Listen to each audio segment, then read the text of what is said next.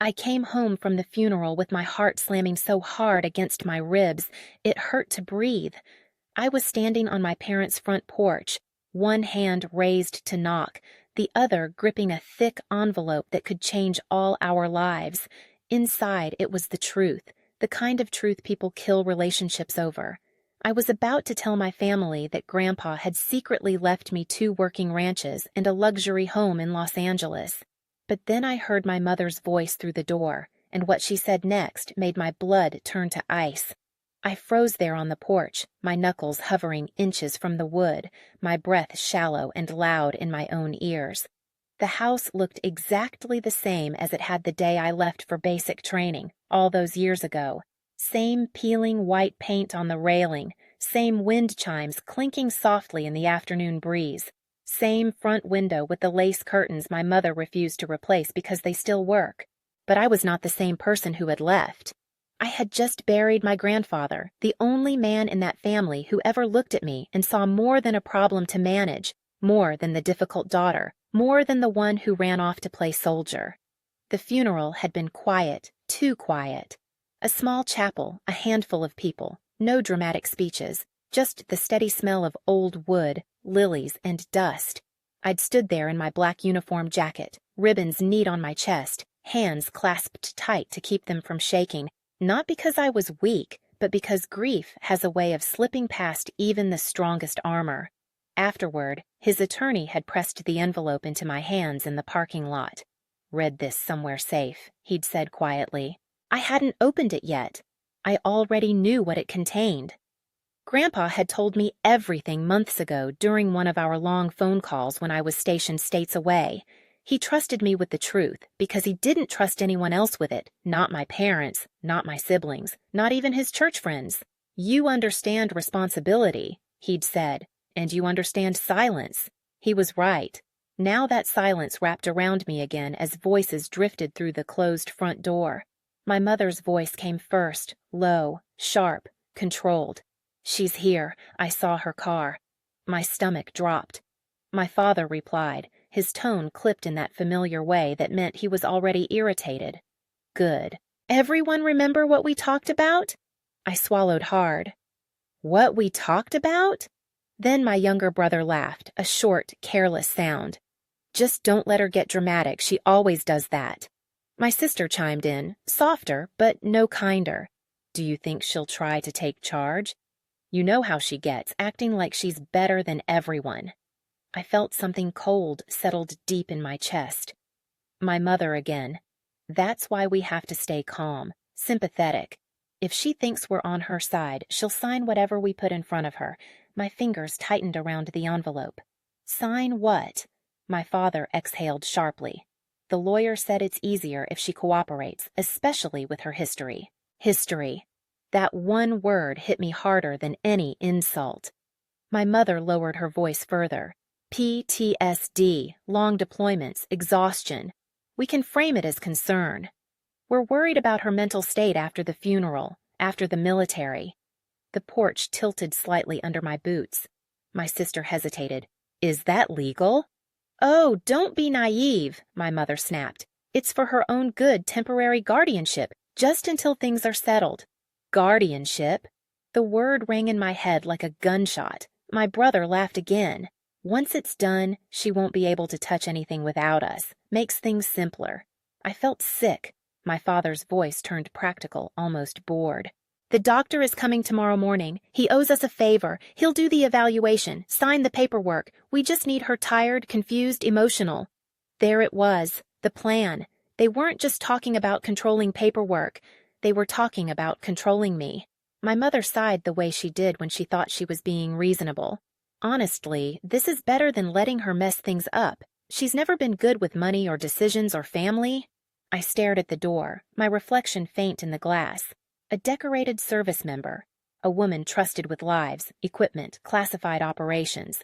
And behind that door, I was still the family liability. My brother spoke again, eager now. "Once everything's under our control, we can sell one of the ranches, or both." "The L.A. house alone could be enough," my father cut in, "one step at a time. First, we secure authority, then we talk assets."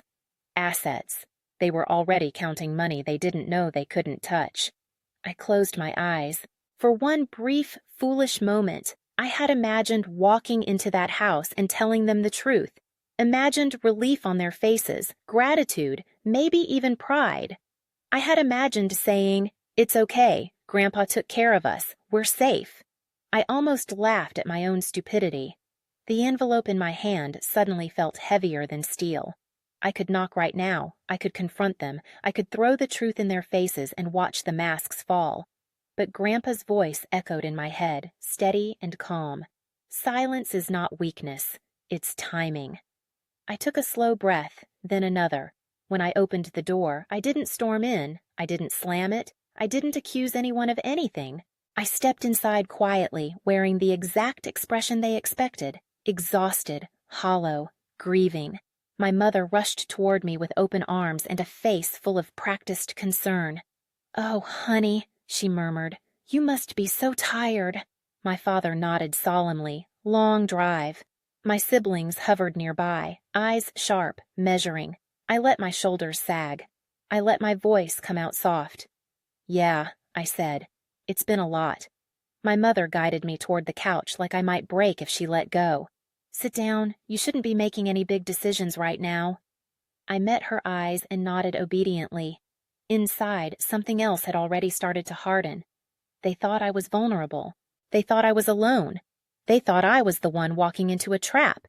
They had no idea I was already planning my way out. I sat on my parents' couch like I'd done 1,000 times before, hands folded in my lap, boots planted carefully on the rug my mother vacuumed in perfect lines. The house smelled like lemon cleaner and overcooked coffee, comforting once. Now it made my stomach twist. My uniform jacket was folded beside me, ribbons hidden as if even my service needed permission to exist in this room. My mother hovered. She always did that when she thought she had the upper hand. She brought me a glass of water I hadn't asked for, then adjusted a throw pillow behind my back as if I were fragile porcelain instead of someone who had slept on concrete and sand. "You look pale," she said softly. "Have you been eating?" "I'm fine," I replied, keeping my voice even. Tired, but even. My father stood near the doorway, arms crossed, observing. He never hovered, he evaluated. His eyes flicked from my face to my hands to the faint scar along my knuckle. I wondered what he saw. If he saw the woman who had coordinated teams under pressure, or the daughter he'd decided long ago would never do things the right way. My brother dropped into the armchair across from me, phone already in his hand. My sister leaned against the counter, arms folded, her expression carefully neutral. We looked like a family gathered for comfort. We sounded like it too, at least on the surface. "I'm sorry about Grandpa," my sister said. "I know you two were close." I nodded. That part was true. He was the only one who had called me first instead of last, the only one who asked what I needed instead of telling me what I should do. "He believed in you," my father added, a note of something like resentment slipping through. "He worried about you a lot." I almost laughed. Grandpa hadn't worried about me. He'd worried about them. My mother sat beside me and placed a hand over mine. Her grip was warm, firm, possessive. "Sweetheart, after everything you've been through, losing him, your deployments, it's okay to let us help." Help. That word had always meant control in this house. I swallowed and let my gaze drop. "I don't really know what to do right now," I said quietly. "I'm just trying to get through today." It was the first brick in the wall I was building, and I felt it settle into place. They exchanged looks, subtle, quick, the kind they'd practiced without realizing it. My father cleared his throat. "Did the lawyer say anything about paperwork?" There it was. I hesitated just long enough to make it believable. He mentioned some documents, but honestly, it all felt overwhelming. My brother finally looked up from his phone. "Did Grandpa leave anything complicated? Debts? Properties?" I shook my head slowly. "From what I understand, it's not good news." My mother's fingers tightened around mine. "What do you mean?" I took a careful breath. "There may be some outstanding taxes, legal fees. The attorney said it could take time to sort out. I might even be responsible for some of it." Silence dropped into the room like a weight. My sister's face tightened. My brother leaned back, suddenly disinterested. My father's jaw set. My mother recovered first, smoothing her expression into concern. "Oh, honey, that's a lot for one person." "It is," I agreed. My father nodded slowly. "Well, we'll need to make sure you don't sign anything hastily." I looked up at him. I thought that was my decision. "Of course," he said quickly. "We just want to protect you." "Protect?" I bit back the bitter smile threatening to surface. The conversation drifted after that, circling without landing. They asked about my drive, my unit, whether I was sleeping, whether I felt on edge. Each question was gentle, reasonable. Each one felt like a thread being measured for a net. As they spoke, my mind kept slipping backward, back through the years that had led us here. I remembered being 17, standing in this same living room announcing I'd enlisted. My mother had cried, not with pride, but fear and embarrassment. My father had gone quiet, his disappointment heavy and unspoken. My siblings had laughed, later called me dramatic, reckless. "You could have gone to college like everyone else," my sister had said. "Why do you always have to be so extreme?" The military hadn't been extreme. It had been structured, clear, honest. If you did your job, you earned respect. If you failed, you owned it. No guessing games, no whispered plans behind closed doors. I'd sent money home on every deployment, paid off small debts they never acknowledged, fixed things quietly, the way Grandpa taught me. Handle your responsibilities, don't brag about them. But in this house, none of that counted. Here I was, still the daughter who left, the one who didn't fit, the one who needed supervision. My mother stood and announced she was making dinner. My sister joined her, the two of them moving around the kitchen in familiar choreography. My brother disappeared into the hallway, already bored. My father sat across from me, studying his hands. "You know," he said finally, "after trauma, people don't always see things clearly." I met his gaze. "What kind of trauma?" He shrugged. "Combat, loss, stress." I nodded. "That's true." He seemed encouraged by my agreement. Sometimes it helps to let family handle things for a while. I leaned back into the couch cushion, feeling the fabric press against my spine. "Maybe," I said, for a little while. The trap was closing, and they thought I was stepping into it willingly. Later that night, they showed me the guest room, same as always, clean sheets, no lock on the door. My phone was on the dresser where I'd left it, but when I checked it, the battery was nearly dead. "We'll plug it in downstairs," my mother said brightly, "so you can rest." I let her take it. As the door closed behind her, I sat on the edge of the bed in the dark and listened to the house settle, pipes ticking, floorboards creaking, familiar sounds that suddenly felt foreign. I reached into my bag and felt the edge of the envelope hidden beneath my clothes. Solid, real. They thought I was disoriented. They thought grief had softened me. They thought authority flowed only one way in this family. I lay back on the bed, staring at the ceiling, and made a quiet promise to myself. I would let them believe exactly what they wanted, right up until the moment it cost them everything they thought they controlled. I didn't sleep much that night. I lay on the narrow guest bed, listening to the house breathe, counting the small sounds the way I'd learned to do on deployments, vents clicking on and off, the refrigerator humming, my father's footsteps pacing once before midnight. Every sound told me where everyone was. Every silence told me when they thought I was asleep. At some point after 2 o'clock in the morning, I heard my mother's voice again, low, careful. She was in the kitchen, probably with my father. I couldn't make out the words, but I didn't need to. I already knew the script, concern, timing, paperwork, tomorrow. Tomorrow morning the doctor would arrive. I stared at the ceiling and let the anger rise, then settle. Anger was useful, but only if it didn't take the wheel. Grandpa used to say that the worst mistakes are made by people who confuse rage for clarity. I needed clarity. At dawn, I slipped out of bed and dressed quietly. I left my uniform folded, choosing plain jeans and a sweatshirt instead. I wanted to look small, ordinary, unthreatening. In the mirror, I practiced the face they expected. Tired eyes, shoulders slightly rounded, mouth pulled into a thin line of grief. Downstairs, my mother was already awake, moving quickly, efficiently. She smiled when she saw me. "You're up early." "Didn't sleep well," I said. She nodded sympathetically. "Of course you didn't. Breakfast was oatmeal, thin, watery." She placed the bowl in front of me and watched as I ate a few spoonfuls, then paused. "You don't have much of an appetite." "I guess not." She exchanged a glance with my father across the table. It was subtle, but I caught it, a mark on the checklist. By mid-morning, my brother and sister had gathered in the living room, all of us orbiting the same unspoken center. My phone was still downstairs, plugged in somewhere out of sight. When I asked for it, my mother smiled apologetically. "Oh, honey, it's charging. You don't want to be distracted today." "Distracted from what?" At 10 sharp, the doorbell rang. My heart didn't race. It didn't need to. This wasn't a firefight. This was something colder. My mother opened the door with both hands clasped, her posture radiating relief. "Doctor, thank you so much for coming." He stepped inside, mid-50s, expensive jacket, practiced warmth in his eyes. He smiled at me like I was already a patient.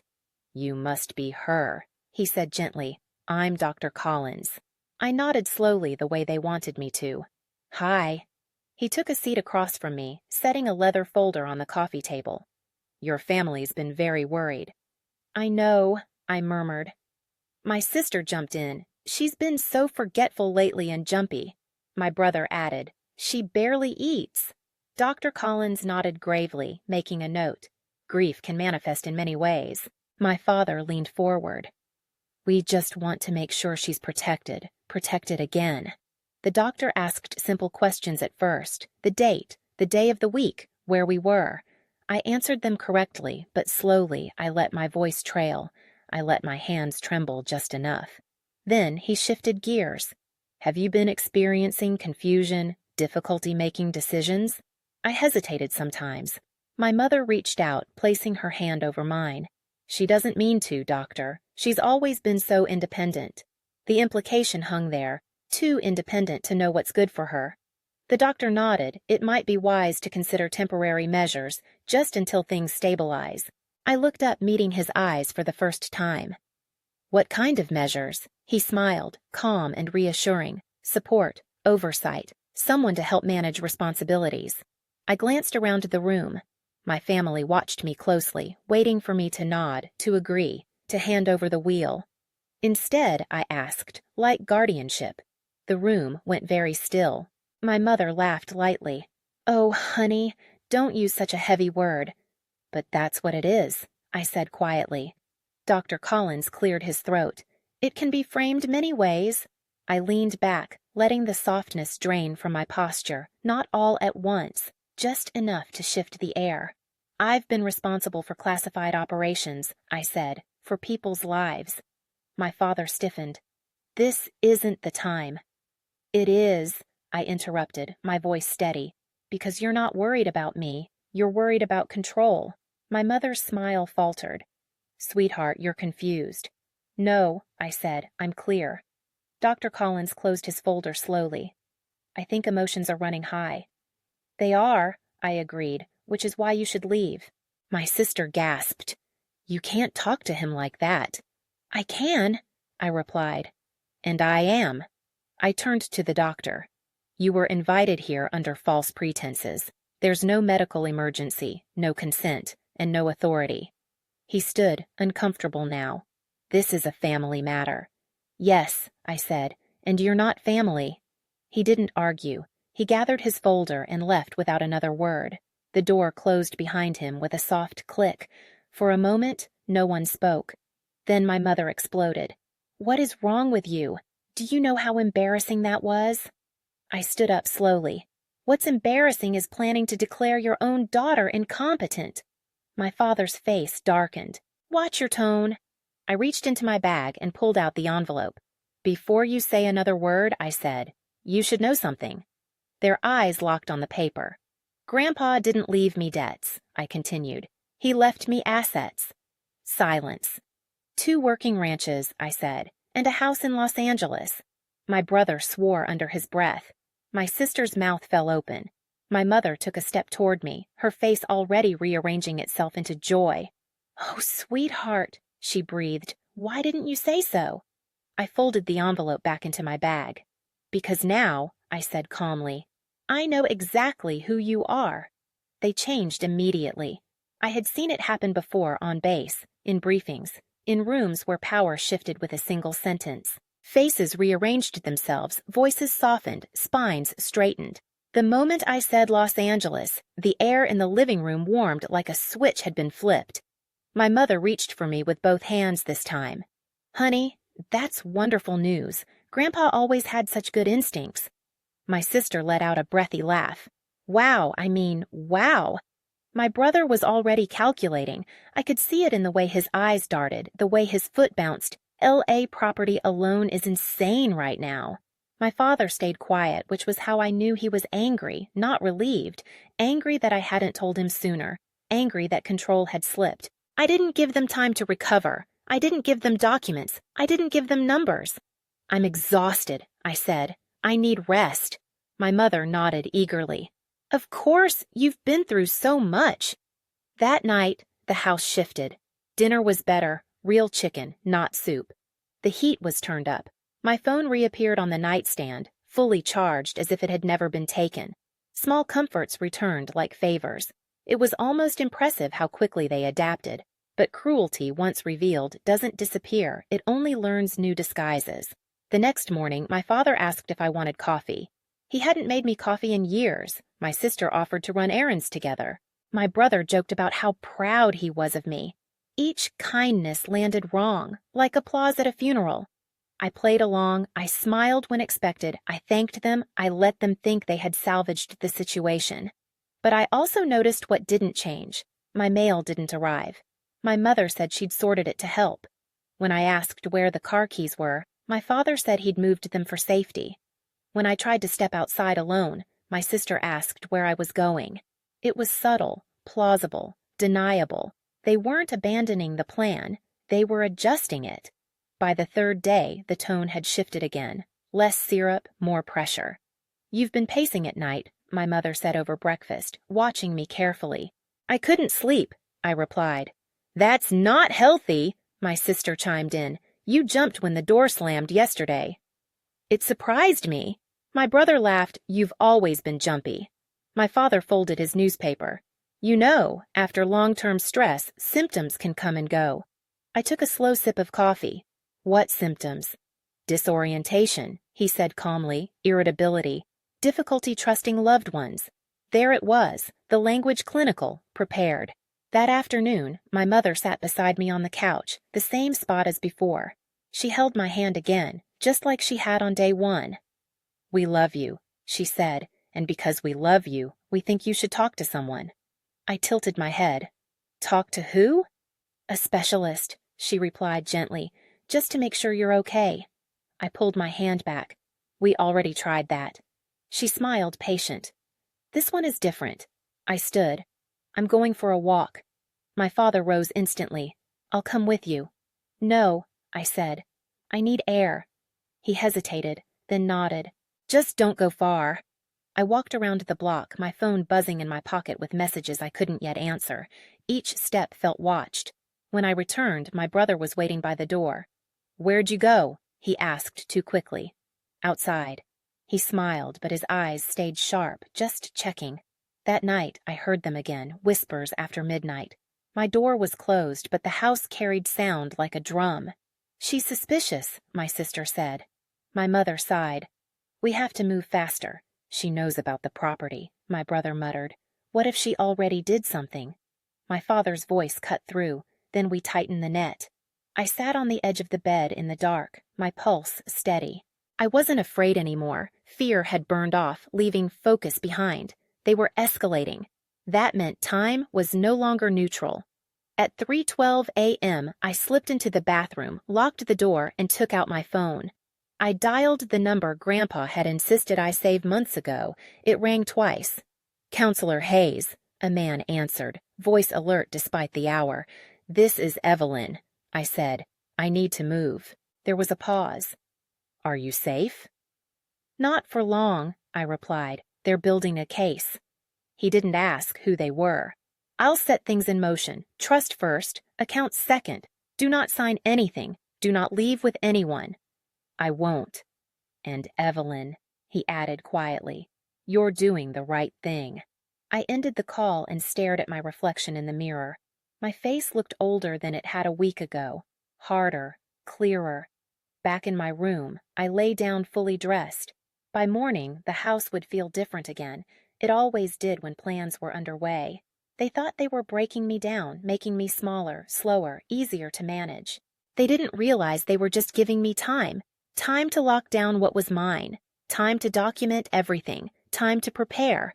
By the time they tried to close the door, I would already be gone. And when I left, I wouldn't be running. I'd be taking the ground out from under them. The first confirmation came 2 days later in the quietest way possible. A text message, no name, just a number, trust documents drafted, awaiting your signature, secure link attached. I read it in the bathroom with the shower running, steam fogging the mirror, the sound masking any footsteps outside the door. My hands were steady. That was how I knew I was ready. Fear makes your hands shake, clarity doesn't. I signed digitally, then deleted the message. By the time the water went cold, the first line of defense was in place. By noon, the house had shifted again. My mother was humming in the kitchen the way she did when she believed things were under control. My father had taken a sudden interest in my schedule. "Where are you headed today?" he asked casually as I put my shoes on. "I might drive into town," I said, "pick up a few things." He frowned. "Maybe that can wait." I met his eyes. "Why?" He hesitated, then smiled. "You've been tired." I nodded. "I'll be careful." I didn't ask for the keys.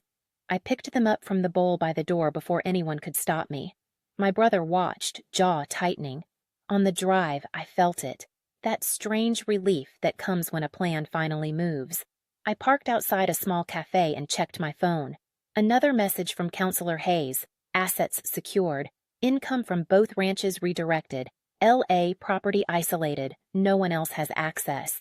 I closed my eyes and breathed. The next message came an hour later. Background check complete. You were right to call.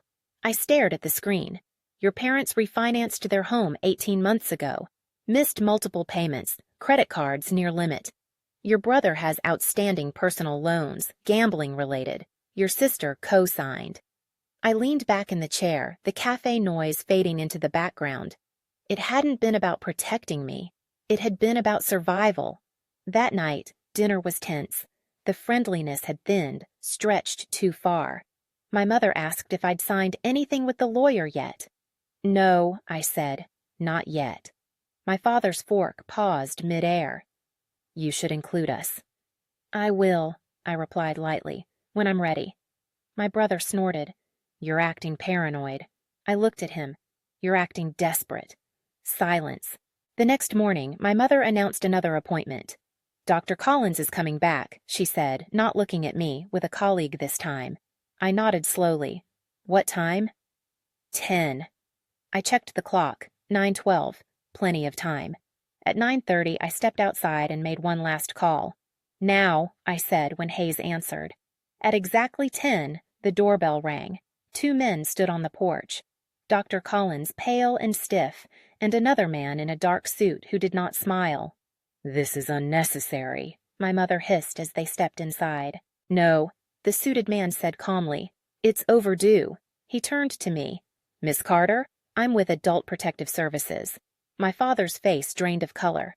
A PS didn't raise their voices. They didn't accuse. They asked questions, clear ones, about access to my phone, about my car keys, about medical consent, about pressure. I answered calmly, honestly. Dr. Collins tried to interrupt. He was stopped politely. By noon, the house felt smaller. By 2, my parents were silent. By 4, they were angry. "You set us up," my mother spat once the officials left. "No," I said. "You did." My brother paced. "What about the properties?" I smiled for the first time in days. "Those are handled. They demanded documents. I gave them nothing." That evening, I packed. I didn't sneak. I didn't rush. I folded my clothes, zipped my bag, and placed it by the door. My sister blocked my path. "You can't just leave." "I can," I said, "and I am." My father spoke quietly. "If you walk out, don't expect help." I met his gaze. "I never did." When I closed the door behind me, the air felt lighter, cleaner. I drove straight to a hotel and slept for 14 hours. In the morning, my phone rang. Counselor Hayes again.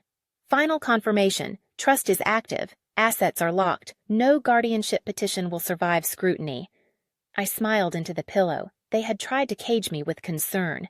Instead, they had handed me proof. I didn't go back to the house after that night, not right away. I needed space. Real space. Not the kind you borrow while people watch your every move.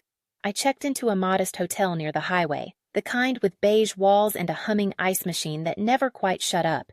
It wasn't luxury, but it was quiet, and quiet felt like oxygen. By morning, the messages started. My sister first, can we talk? My brother next, you overreacted. My mother after that, we were only trying to help you. I didn't answer. Instead, I met with Hayes in person at a small office downtown. No plaques on the wall, no unnecessary words. He laid out the timeline with the calm precision of someone who has seen this story before. They were preparing to file for emergency guardianship, he said, tapping a folder. They'd claim concern over your mental health following trauma and bereavement. With a cooperating clinician, they could have gained temporary control within days. Temporary, I repeated. He nodded. Temporary can become permanent very quickly. I thought of the locked doors, the missing phone, the careful questions, the thin oatmeal, the way my mother's hand had closed around mine. What happens now? I asked. They can still try, Hayes said, but the evidence cuts the other way. Coercive control, withholding communication, financial motive, a PS involvement changes the landscape. And the property's untouchable, he replied. Your trust is airtight. I exhaled slowly. For the first time since the porch, since the whispers, since the word guardianship had crawled into my ears, my chest loosened. That afternoon, I returned not to the house, but to the curb in front of it. I parked across the street and sat for a moment, watching the familiar shape of the place that had taught me how easily love could be confused with ownership. Then I crossed. My mother opened the door before I knocked. Her eyes were red, not from tears, from rage held too long. You brought strangers into this, she said. I brought professionals, I replied. There's a difference. My father stood behind her, stiff and silent. My siblings hovered in the living room, caught between anger and fear. I'm here to be clear, I said, not to argue. My brother scoffed. Clear about what? I took out a single sheet of paper, no logos, no seals, just plain language. This, I said, is notice. My mother's breath caught. Notice of what? Of boundaries, I answered, effective immediately. I didn't raise my voice. I didn't need to. I will not sign anything you present, I continued. I will not submit to evaluations arranged without my consent. Any further attempts to restrict my movement, access my communications, or misrepresent my capacity will be documented and forwarded to my counsel and to APS. My sister stepped forward. You're tearing this family apart. I looked at her. Really looked. No, I said. I'm refusing to be torn down. My father finally spoke. You think money makes you right? I shook my head. Money revealed what you were willing to do. Silence spread thick and heavy. My mother's voice cracked. We're your parents. And I'm your daughter, I replied, not your asset. I left the paper on the console table and turned toward the door. Wait, my brother called. What about us? I paused, not because I doubted myself, but because I wanted them to hear the truth without heat. I don't owe you access, I said. I don't owe you obedience, and I don't owe you silence. Outside, the sky had begun to darken. I walked back to my car without looking back. That night, Hayes called again. They won't file, he said. Not with APS watching, not with the evidence you have. Good, I replied.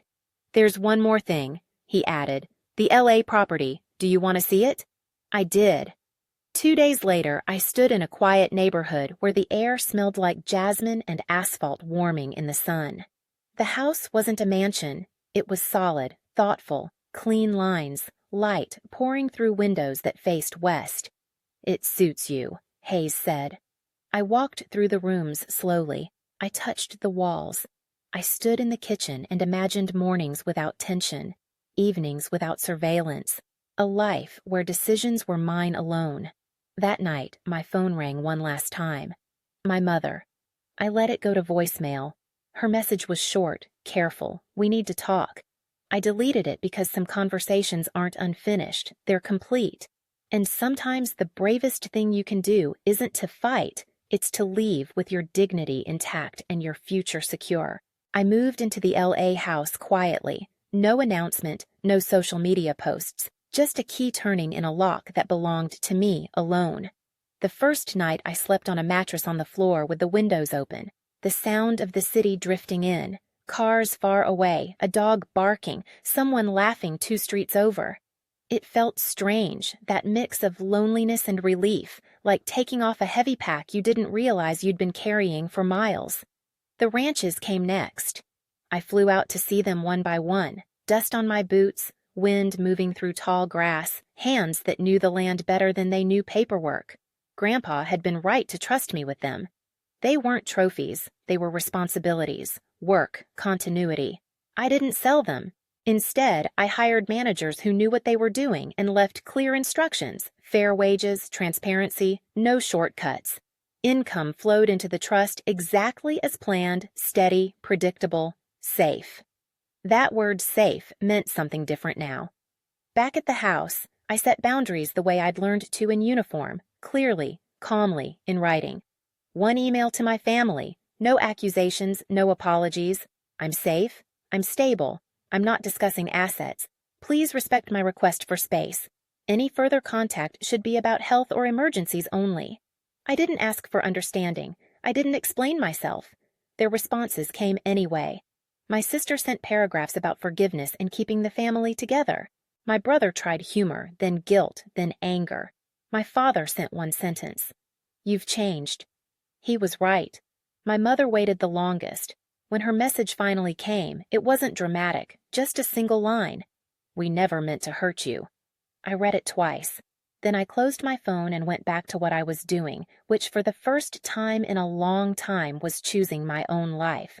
Weeks passed, then months. The quiet stopped feeling empty and started feeling full. I set up a small office in the spare room. I volunteered with an organization that helped veterans navigate financial abuse because it happens more than people like to admit, and because silence protects the wrong people. Sometimes late at night, I thought about the porch, the door, the moment everything could have gone another way. I thought about how close I came to knocking, to handing over the envelope, to trusting people who had already decided who I was allowed to be. I didn't feel anger anymore, not sharp anger anyway. What I felt was clarity. Family isn't the people who demand control when you're vulnerable. Love isn't something that requires your signature. Concern isn't something that locks doors. One afternoon, while I was sorting mail, a familiar name appeared on an envelope, my sister's handwriting. I didn't open it right away. I made tea. I stood by the window and watched the sun tilt toward evening. The letter wasn't an apology. It wasn't a threat either. It was something quieter. She wrote about fear, about money, about how quickly people can convince themselves they're doing the right thing when they're really just afraid of losing comfort. I folded the letter and put it away. Maybe one day we would talk. Maybe not. That decision didn't have to be made immediately. And that, too, was freedom. On my birthday, I visited Grandpa's grave alone.